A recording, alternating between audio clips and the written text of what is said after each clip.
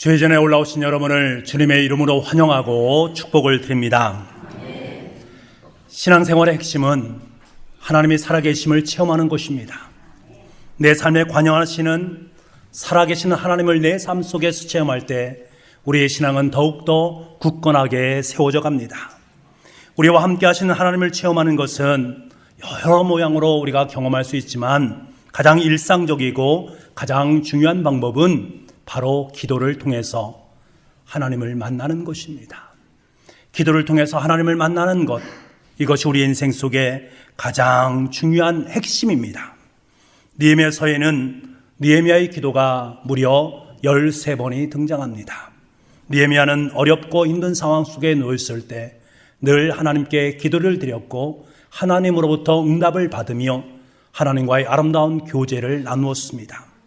느헤미야의 일상은 기도의 응답이었고 하나님의 도우심으로 살아가는 인생이었습니다. 오늘 본문 1절 말씀을 보면 아닥사스다 왕 제20년 니산월에 느헤미야가 왕 앞에 나아갔다라고 말씀합니다. 이것은 기원전 444년 봄으로 느헤미야가 1장에서 비장한 하나님 앞에 드렸던 기도가 있은 지 정확하게 4개월이 지난 후였습니다. 느헤미야는 자신의 동생인 하나니로부터 이스라엘 소식을 듣게 됩니다. 이스라엘 성전이 불타버렸다. 이스라엘 성문이 회파되었다. 불타버리고 회파되었다. 이 소식을 듣고 나서 무려 4개월 이상 하나님 앞에 눈물을 흘리면서 기도를 드렸습니다. 그의 기도는 중단되지 않았습니다. 그러면서 그는 하나님의 때를 기다렸습니다. 여러분, 느헤미야는 아닥사스다 왕의 총애를 받는 술관원장이었습니다. 얼마나 그가 총애를 받았습니까?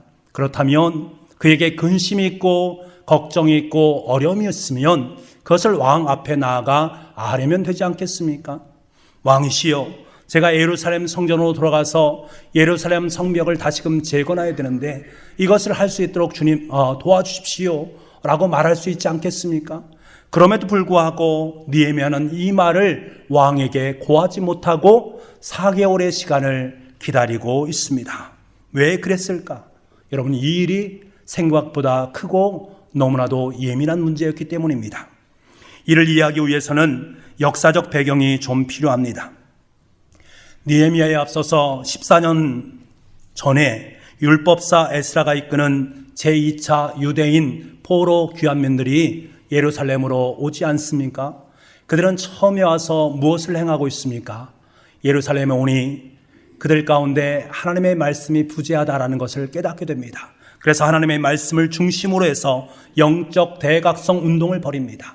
그리고 난 다음에 동시에 예루살렘 성벽을 재건하는 공사를 시작하게 됩니다. 이것이 하나님께서 그들에게 행하신 하나님의 위대한 역사다라는 것을 알기 때문에 그들은 최선을 다해서 이것을 행했습니다. 그런데 이것을 옆에서 지켜보던 예루살렘 주위의 이방 민족들이 방해 공작을 하기 시작합니다. 이들은 사마리아에 나와 있었던 페르시아의 고위 관리인 르움을 움직여서 페르시아 왕 아닥사스다 왕에게 조서를 올려드릴 것을 권합니다. 그 내용이 무엇인가? 원래 유대인들은 유일신 여호와를 섬기기 때문에 누구에게도 쉽게 굴복하지 않는다. 그래서 항상 제국의 권위의 반기를 들었던 민족이다. 지금 이 민족에게 예루살렘 성전을 재건하도록 놔둔다면 반드시 페르시아 왕의 권위에 반역할 것이다. 그래서 예루살렘 성벽을 재건하는 것을 중단시켜야 된다라는 조서를 올렸습니다. 여러분, 아닥사스다 왕은 집권 초기에 해당되는 시간이었습니다. 왕권이 불안정하지요. 그때 이 조서를 받았을 때 그는 얼마나 당황했겠습니까? 내용이 깜짝 놀란 내용 아니겠습니까? 그래서 과연 바벨론 때에 유대인들이 어떻게 했는가라는 것을 역사책을 통해서 보기 시작합니다. 그런데 역사책을 보니까 저항과 반란이 지속되었다라는 것을 알게 됩니다. 그래서 즉시 예루살렘 성벽을 재건하는 그 역사를 중지시켜라 라고 조서를 보내게 됩니다. 그러므로 말미암아서 르움을 비롯한 이방 적들은 마음 놓고 성벽을 허물고 성문을 불태우면서 강제로 예루살렘 성전 건축을 방해하게 됩니다. 이스라엘 백성들은요, 이 모습을 바라보면서 재활의 의지를 잃어버리게 됩니다. 그래서 기가 차져 앉아서 통곡을 하고 있습니다. 주저앉아서 이것이 어찌된 일인가 통곡하고 있습니다. 이때 느헤미야의 동생인 하나니로부터 예루살렘 성의 황폐한 상황을 느헤미야가 바로 들었던 것입니다. 여러분, 예루살렘 성벽 공사를 중단시키라고 명령시킨 사람이 누구입니까? 바로 느헤미야가 섬겼던 아닥사스다 왕이었습니다. 그런데 어떻게 느헤미야가 다시금 이 예루살렘 성벽을 재건할 수 있도록 저를 보내주십시오라고 그에게 말을 할 수 있겠습니까? 당시 아닥사스다 왕은 성미가 불같은 사람이었습니다. 더구나 페르시아의 왕이 한번 결정된 그 조서를 다시금 바꾸는 그것은 바로 중죄에 해당되는 일이었습니다. 반역에 해당되는 일이었기 때문에 도저히 불가능한 일이었습니다. 이 사실을 너무나도 잘 알고 있었던 느헤미야는 고민이 될 수밖에 없지요. 그래서 그가 할 수 있는 것이 무엇이겠습니까? 하나님 앞에 눈물을 흘리면서 기도할 수밖에 없었습니다. 느헤미야는 넉 달이나 되는 시간을 깊이 생각하고 기도하면서 하나님의 때를 기다렸던 것입니다. 여러분, 하나님을 섬기는 기도의 사람들에게 반드시 요구되는 것이 바로 이 기다림입니다.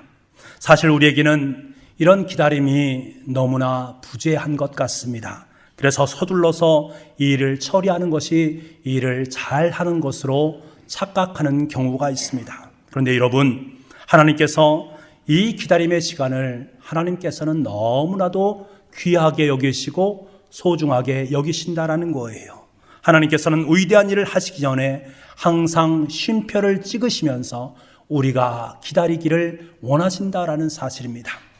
사도행전에는 초대교회가 아름답게 세워집니다. 그런데 초대교회에 힘든 일이 발생하게 됩니다. 야고보 사도가 순교를 당한 사건입니다. 야고보 사도가 잡혀갔을 때에 초대교회 성도들은 간절하게 하나님 앞에 기도했습니다. 하지만 이 야고보가 순교를 당하게 됩니다. 그리고 더 어려움이 겹치게 되지요. 그들의 수장의 역할을 감당했던 베드로가 잡혀가게 됩니다. 성도들은 이 베드로를 위해서 간절하게 기도하기 시작합니다. 그런데 그 결과가 어떻습니까? 내일이면 이 베드로가 사형을 당하게 됩니다. 베드로가 순교하는 것이 하나님의 뜻인지, 극적으로 살려주는 것이 하나님의 뜻인지 정확히 알 수 없지만 하나님의 뜻이 드러나기를 간절히 초대교회 교인들이 기도를 드리고 있습니다. 이때 한밤중에 주의 천사를 통해 베드로가 돌아오게 됩니다. 초대교인들은 기도하며 기다렸습니다. 여러분, 이때가 바로 교인들에게 있어서 하나님의 쉼표였던 것입니다. 하나님은 그 시간을 하나님의 때를 기다리는 시간으로 삼아주셨다라는 사실이에요. 여러분, 우리에게 필요한 것이 바로 이것입니다. 진정한 기도의 사람은 어떤 사람인가? 하나님의 쉼표의 시간을 기도하면서 기다리는 사람이 바로 하나님의 사람인 줄 믿습니다. 지금 이스라엘 백성들은 이집트 군대의 추격과 홍해 사이에서 갈팡질팡하고 있습니다. 공포에 떨고 있는 상황 속에 놓여 있습니다. 이 상황이 하루빨리 타개되기를 간절히 소망했을 것입니다. 이스라엘 백성들은 이 상황이 해결되어져서 빨리 자신들이 갈 길을 가기를 원했을 것입니다. 그런데 여러분, 그들이 이끄는 모세는 이 상황에 대해서 전혀 엉뚱한 방법으로 하나님의 말씀을 그들에게 전하고 있습니다. 그것이 무엇입니까? 매우 의미심장한 말씀이지요. 출애굽기 14장 13절 말씀입니다. 우리 함께 출애굽기 14장 13절을 읽도록 하겠습니다. 시작. 모세가 백성에게 이르되 가만히 서서 여호와께서 오늘 너희를 위하여 행하시는 구원을 보라. 너희가 오늘 본 애굽 사람을 영원히 다시 보지 아니하리라. 아멘. 하나님 무엇이라고 말씀하십니까? 너희는 가만히 있어 내가 하나님됨을 알지어다 라고 말씀하십니다. 여러분, 하나님께서는 지금 닥친 위기의 상황 속에서 원하시는 것이 무엇인가? 이스라엘 백성들은 빨리 이것을 떠나기를 원했지만 하나님은 가만히 있어라. 가만히 있어라. 이것이 하나님의 사인이었습니다. 하나님의 쉼표입니다. 이렇게 말씀하신 이유가 무엇입니까? 지금 이스라엘 백성들이 가만히 있으라는 것입니까?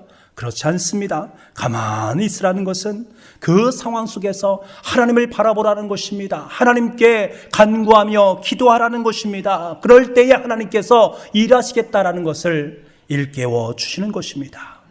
이 일은 너희의 일이 아니라 바로 나의 일이다. 그래서 하나님께서는 홍해를 갈라 놓으셨습니다.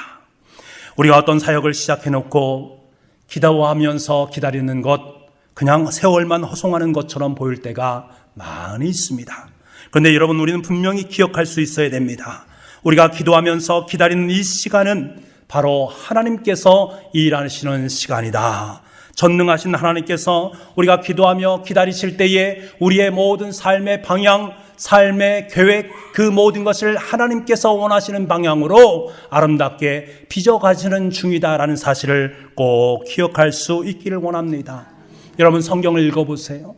우리가 성경을 보게 되면 성경의 인물들 하나같이 하나님에 대한 기다림의 마음을 마음속에 품었습니다. 하나같이 기다림의 신앙을 소유하고 있었습니다. 아브라함은 기다릴 수 없는 중에 25년을 기다렸지 않습니까? 그리고 드디어 100세가 되었을 때에 사랑하는 이삭을 얻을 수가 있었습니다. 모세는 왕궁에서 40년, 광야에서의 40년을 기다리고 난 다음에 하나님께서 그를 세워주셔서 출애굽의 리더로 아름답게 일구어 주셨습니다.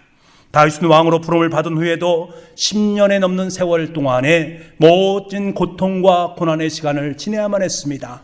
그리고 난 후에 하나님께서는 비로소 하나님의 때가 되었다라고 판단되어져서 그를 하나님의 위대한 일꾼으로 삼아주심을 보게 됩니다. 어디에 그뿐이겠습니까? 우리가 잘 아는 사도 바울은 어떻습니까? 다메섹 도상에서 하나님을, 예수 그리스도를 만나지 않습니까? 그리고 난 다음에 그는 마음속에 엄청난 은혜가 넘쳐남으로 말미암아 예루살렘으로 올라가서 주님의 말씀을 전합니다. 하지만 사람들이 그 말을 듣지 않습니다. 그러자 그는 실망을 해서 자신의 고향인 다소로 돌아오게 되고 아라비아 광야로 들어가서 10년 넘는 시간을 하나님 앞에 서게 됩니다. 하나님은 때가 되어서 그를 하나님의 사람으로 불러내어서 열방을 치유하는 위대한 선지자로 그를 사용하셨습니다. 여러분, 그렇습니다. 기독교는 기다림의 신앙입니다. 주님의 약속을 믿고 기다립니다. 그리스도 예수께서 나의 주로 임하심을 기대합니다. 그래서 하나님의 사람은 한결같이 기다림의 대가들이었습니다. 여러분, 느헤미야는 몇 번 기도함으로 하나님께 응답받는 그것을 원하지 않았습니다. 조급해하지도 않았습니다. 하나님께서 모든 역공의 환경을 조성해 줄 것을 믿었기 때문에 그렇습니다. 내 인생 속에 반드시 하나님의 때가 임한다라는 사실을 그는 믿음으로 고백할 수 있는 기다림의 대가였기 때문에 그렇습니다. 우리는 기도해 놓고 응답이 되지 않을 때 조바심과 전전긍긍의 마음을 품을 때가 참 많이 있습니다.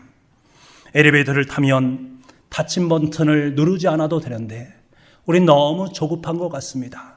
연신 닫힌 버튼을 눌러대는 우리의 모습을 보게 됩니다. 저도 또한 그럴 때가 참 많이 있습니다. 조금만 기다리면 자연스럽게 닫히게 되는데 그럼에도 불구하고 우리 사람들은 조급하게 그것을 눌러댑니다. 우리의 기도도 마찬가지다라는 거예요. 우리는 하나님께서 반드시 응답해 주시는 분, 내 삶 속에 반드시 기도에 응답해 주시는 분으로 우리가 인식을 한다면 좀 기다리면 되는데 그리하지 아니하고 연신 닫힌 버튼을 눌러대고 있는 우리의 신앙을 볼 때가 있습니다.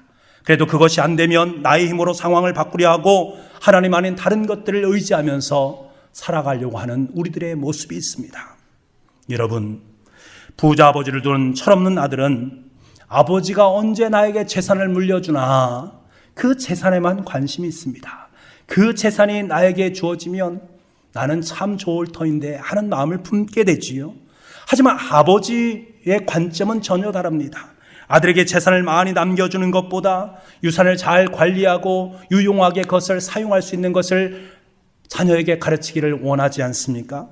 문제를 해결하는 자체만 관심이 있는 우리와는 달리 하나님의 목적은 더 심오합니다. 응답을 기다리며 기도하는 동안에 우리의 인격이 주님을 닮아서 더욱더 성숙하게 빚어지기를 원하시는 것이 바로 하나님의 뜻입니다. 그렇기 때문에 여러분, 기다림은 우리의 삶 가운데 낙심이나 원망을 주는 것이 아닙니다. 그렇기 때문에 우리는 기다리면서 그 해답이 오지 않음으로 말미암아서 낙심하거나 주저하지 말아야 됩니다. 이때가 바로 하나님께서 나를 성숙하게 만들어 가시는, 성숙하게 빚어주시는 하나님의 귀한 은혜의 순간이다 라고 고백할 수 있는 우리가 되어야 됩니다. 여러분, 오늘도 하나님의 응답을 기다리고 있습니까? 좀 지체되는 것처럼 보이십니까? 조금만 기다리십시오. 조금만 기다리십시오. 기다림 속에서 하나님의 뜻을 발견할 수 있는 우리가 되기를 원합니다. 나의 기다림이 바로 하나님의 계획이 하감하셔서 내가 생각했던 것보다 더 아름답고 더 풍성한 계획으로 초청하시는 하나님의 손길이 있다라는 사실을 깨닫고, 그를 통해서 내 삶의 자리를 좀 더 아름답게 빚어가시는 성의 삶으로 나를 초청하시는 하나님의 손길을 경험할 수 있는 저와 여러분 될 수 있기를 간절히 소망합니다. 본문의 말씀을 통해서 우리에게 주는 또 하나의 교훈이 있습니다. 느헤미야가 아닥사스다 왕으로부터 내가 무엇을 원하느냐라는 질문을 받았을 때에 마치 기다렸다는 듯이 그의 입술 속에서는 치밀한 계획들이 거침없이 쏟아져 나왔다라는 사실입니다. 4절 말씀을 보겠습니다. 4절 말씀입니다. 시작. 내가 곧 하늘의 하나님께 묵도하고, 5절 말씀에 보면 왕에게 아뢰되, 내가 곧 하늘의 하나님께 묵도하고 기도하고 난 다음에 입술 속에서 터져 나오기 시작하는 거예요. 느헤미야는 절망의 시간에 기도하면서 그냥 있었던 사람이 아니라 계획을 세웠다라는 사실이 중요합니다. 기도하면서 하나님께서 이 일을 허락하실 때 내가 어떻게 하나님 앞에 설 것인가, 이 일을 어떤 식으로 진행시켜 나갈 것인가, 그는 하나님의 모든 것들 하나하나를, 응답에 대한 것들을 준비하는 준비의 사람이었습니다. 아닥사스다는 수심이 가득한 느헤미야에게 원하는 것이 무엇이냐, 필요한 것이 무엇이냐, 너에게 필요한 시간이 얼만큼 되느냐 묻습니다. 이에 대해서 6절 말씀 우리가 함께 보겠습니다. 6절입니다. 시작. 그때의 왕후도 왕 곁에 앉아 있었더라. 왕이 내게 이르시되 내가 몇 날에 다녀올 길이며 어느 때에 돌아오겠느냐 하고, 왕이 나를 보내기를 좋게 여기시기로 내가 기한을 정하고, 왕이 질문하자 그가 기한을 정하고 라고 말하고 있습니다. 느헤미야는 예루살렘 성을 건축할 시간이 얼마나 필요하냐는 그 질문에 곧바로 예상 소요 시간을 말합니다. 그뿐 아니라 성벽을 재건할 때 일어날 여러 상황들을 예견하여서 이에 대해서 재비택을 강구하고 있는 모습을 보게 됩니다. 여러분, 계속되는 7절과 8절 말씀을 보게 되면 느헤미야가 성을 쌓는 데 필요한 기재 품목들이라든가 자재 품목들, 조달 계획들을 다 세워놓고 왕에게 조목조목 요청하는 모습을 우리는 보게 됩니다. 여러분, 느헤미야는 기도만 하고 가만히 그 사태를 지켜보는 사람이 아니었습니다. 하나님께서 일을 시작하실 때 그때 존귀하게 쓰실 수 있도록 철저하게 계획을 세워두었던 준비의 사람이었습니다. 지금까지 제가 사역을 감당하면서 참 많은 분들을 접하게 됩니다. 그런데 이런 분들이 계세요. 교회 사역을 하다 보면 이런 분이 계시는데, 어떤 사역을 맡은 분이 있습니다. 그런데 그 사역이 참 잘 될 수도 있고 잘못될 수도 있지 않겠습니까? 그런데 나의 입장에서 그 사역을 담당하는 분이 마음에 별로 들지 않습니다. 그 자리에 올라가면 내가 좀 더 잘할 수 있을 터인데 하는 마음이 내 마음속에 싹 트게 됩니다. 그러면 어떻게 그것이 드러나게 됩니까? 그 사람에 대해서 공격을 하게 되지요. 험담을 하게 되지요. 그것이 잘못된 것처럼 계속해서 옆에서 끊임없이 말을 합니다.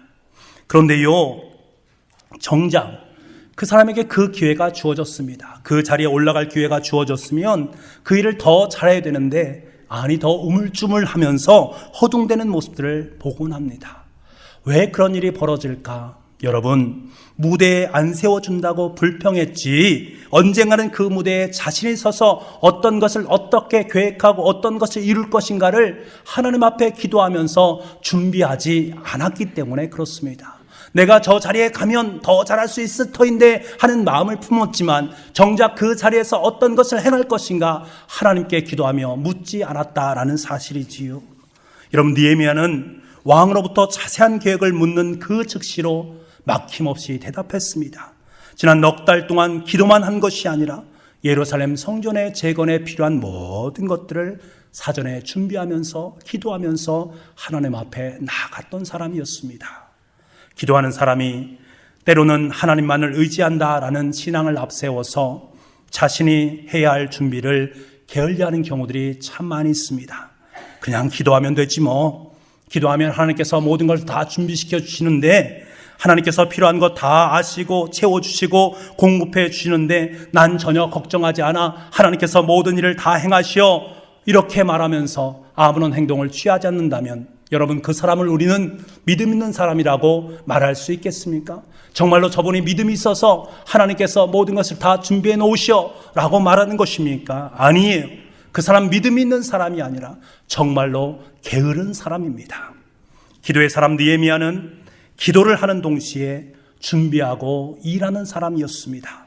믿음은 기도 응답을 이미 전제하고 그 다음 준비를 행하는 사람이 바로 믿음의 사람입니다. 절망 속에도 어둠 속에서 한 줄기 빛을 볼 수 있도록 준비하는 사람이 바로 믿음의 사람인 줄 믿습니다.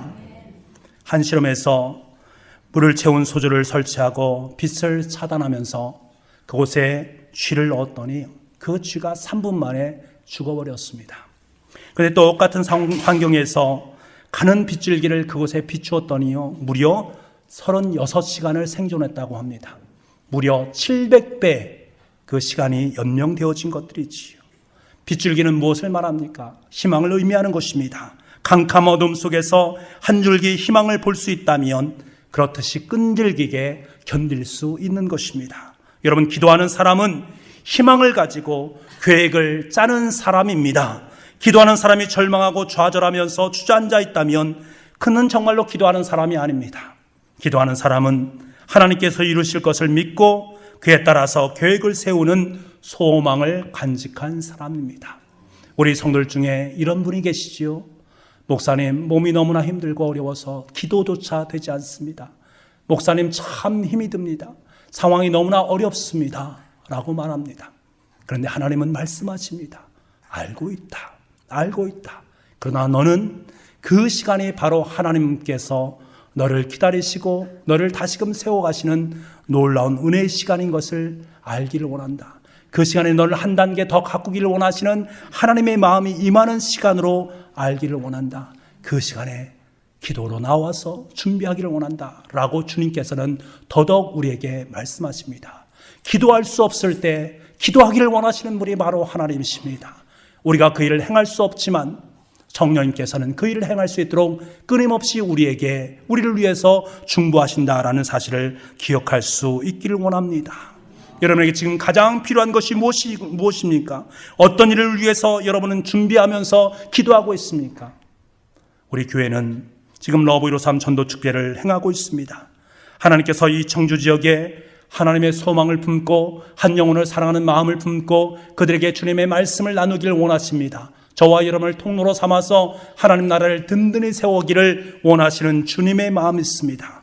느헤미야가 절망의 시간에 하나님께 뜻을 정하고 기도하며 준비했듯이 우리 또한 러브 153 전도 축제를 통해서 기도하고 준비하기를 원하십니다. 여러분, 다이너마이트를 터뜨리기 위해서는 폭약이 준비되어 있어야만 합니다. 용광로의 불을 더욱더 뜨겁게 할 때만이 모든 불순물들이 다 녹아내리게 되어집니다. 이를 위해서 용광로에게 불을 뜨겁게 달굴 수 있는 준비 기간이 필요하다라는 거예요. 이 기간이 무엇입니까? 바로 기도의 시간입니다. 여러분, 저와 여러분은 하루에 20분 이상, 한 주간에 2시간 이상 한 영혼을 품고 하나님께 기도하겠습니다 라고 우리가 함께 기도 카드를 나누어 드리고 여러분의 기도를 요청했습니다. 그리고 오늘 오시면서 여러분이 작정한 전도 대상자들의 영혼을 품고 함께 기도드릴 온리오 기도 카드를 여러분께 나누어 드렸습니다. 이제 우리는 이것을 품고 함께 기도할 것입니다. 우리 인생의 용광로를, 그래서 모든 인생의 불순물을 아니 예수 그리스도 믿지 않는 영혼들의 세상의 불순물을 다 녹아내릴 수 있도록 만드는 그 기도의 시간을 우리는 갖게 될 것입니다. 여러분, 이 사역에 기쁨과 감사로 동참할 수 있기를 원합니다. 기도하면서 준비하는 우리들에게 하나님께서는 가장 아름다운 하나님의 계획을 우리의 삶 가운데 펼쳐 주실 줄 믿습니다. 그래서 우리 청주 북북교회가 이 청주 지역의 성시화를 위해서 아름답게 쓰일 수 있는 마중물이 될 수 있도록 만들어 주실 것입니다. 느헤미야는 절망과 어둠의 시간을 기도로 인내했습니다.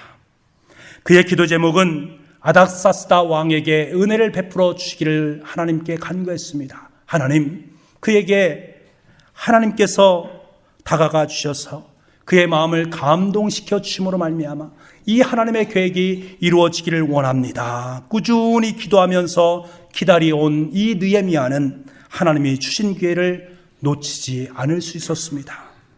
어느 날 연회가 펼어졌습니다. 페르시아에서는 이례적으로 왕비도 함께 참여하는 연회였습니다.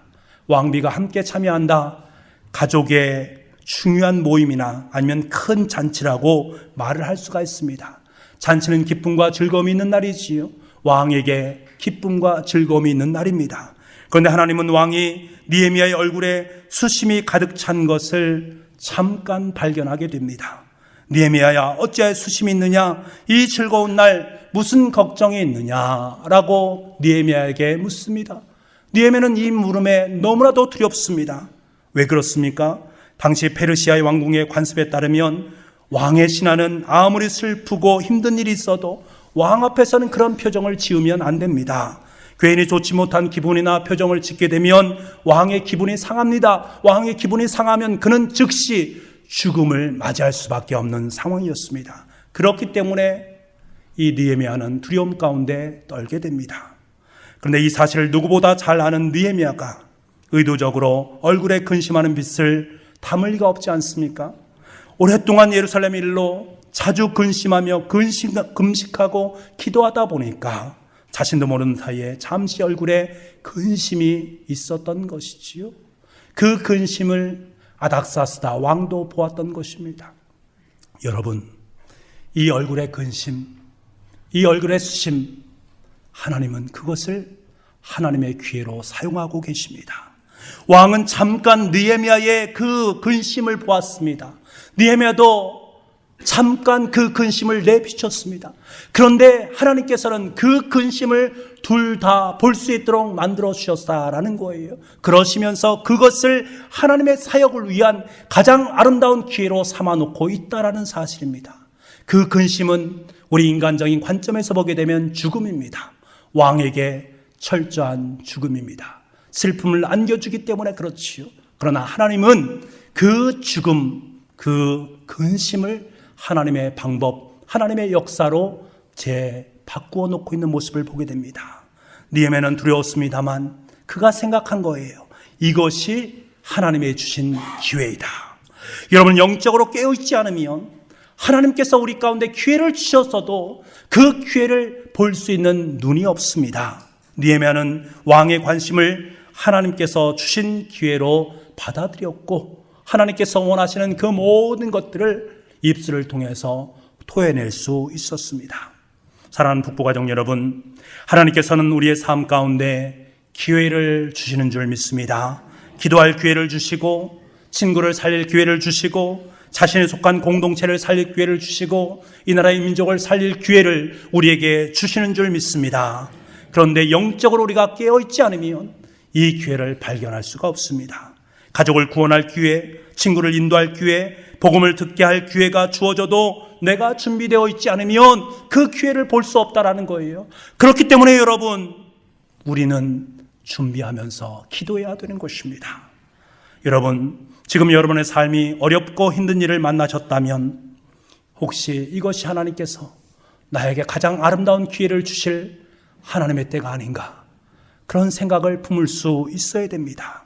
우리의 믿음을 시험하시고 인격을 성숙하게 만들어가는 하나님의 가장 아름다운 기회다라고 우리가 포착할 수 있는 영적인 은혜가 우리 가운데 있기를 원합니다. 우리의 기도의 응답이 지연되는 것은 저와 여러분을 낙심케 하기 위함입니까? 하나님께서 저와 여러분을 낙심해서 좌절하고 실망 가운데 빠지기 위해서 그러한 것을 연출하신 것입니까? 그렇지 않습니다. 여러분, 도리어 이 시간은 하나님께서 우리에게 주시는 은혜의 시간입니다. 하나님께서는 이 시간을 붙잡을 수 있어야 된다. 이 시간이 바로 기회다. 너희가 꽉 붙잡아야 될 하나님의 기회다. 제발 이 기회를 붙잡아 달라. 이 기회를 붙잡아 달라. 라고 말씀하시는 하나님의 음성이 깃들여져 있는 시간이다라는 거예요. 사랑하는 북부가족 여러분, 근본 러브이로 삼 전도축제가 여러분을 향한 하나님의 위대한 기회라고 저는 확연하게 믿습니다. 여러분의 가족의 생명을 살릴 기회, 여러분의 친구의 생명을 살릴 기회, 여러분의 진정한 작정한 전도 대상자를 살릴 수 있는 엄청난 은혜의 기회다라는 사실을 꼭 기억할 수 있기를 원합니다. 그리고 10월 29일부터 31일까지 가을맞이 말씀잔치가 준비되어 있습니다. 이것이 바로 저와 여러분을 향한, 우리 가정을 향한, 우리 교회를 향한 아름다운 기회로 여기실 수 있기를 바랍니다. 저는 확신합니다. 근본 러브이수삼 전도축제와 가을 말씀잔치가 우리를 향한 하나님의 기회인 것을 확연하게 믿습니다. 우리 교회가, 우리 모두가 하나님의 든든한 선교 일꾼으로 하나님의 비전을 품고 전진하는 북부교회로 성장할 수 있는 가장 아름다운 기회로 삼아주시고 역사할 기회로 삼아주실 은혜의 시간이다라고 저는 확신합니다. 여러분, 이 사실을 함께 동의하고 함께 기도할 수 있기를 원합니다. 우리 함께 기도하면서 하나님께서 우리에게 베풀어 주실 은혜의 기회, 복음의 기회, 은총의 기회, 이 모든 것을 꽉 붙잡을 수 있는, 그래서 우리 교회 속에, 여러분의 가정 속에, 우리의 삶 속에 엄청난 하나님의 역사를 아름답게 일구어낼 수 있는 역사의 주인공들로 아름답게 설 수 있는 저와 여러분 될 수 있기를 간절히 소망합니다. 기도하겠습니다. 아버지 하나님, 하나님의 약속의 말씀을 믿고 의지하며 기도하며 준비하는 우리 그리스도인들에게 꼭 필요한 것이 바로 기도요 철저한 준비인 것을 일깨워 주시니 너무나 감사합니다. 하나님, 우리를 하나님께서 쓰실 아름다운 도구로 사용하여 주시기를 원합니다. 이를 위해서 우리가 더욱더 기도할 수 있게 도와주시고 철저히 준비함으로 말미암아 하나님의 역사의 중심 가운데 아름답게 설 수 있는 우리 모두가 될 수 있도록 주님 은총 허락하여 주옵소서. 모든 말씀을 예수님의 이름으로 기도하옵나이다.